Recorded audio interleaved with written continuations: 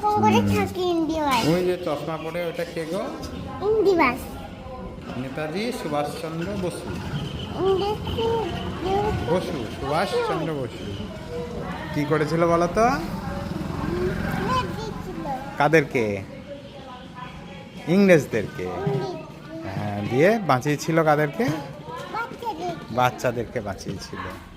তোমরা জানো অনেক যুদ্ধ করেছিল, দিয়ে আমরা স্বাধীনতা পাই বলো।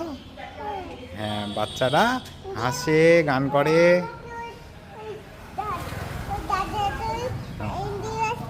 ইন্ডিয়াসটা, হ্যাঁ, ইন্ডিয়ার পতাকা বানিয়ে দেয়, জানো তো? না, দাদা মারা গেছে।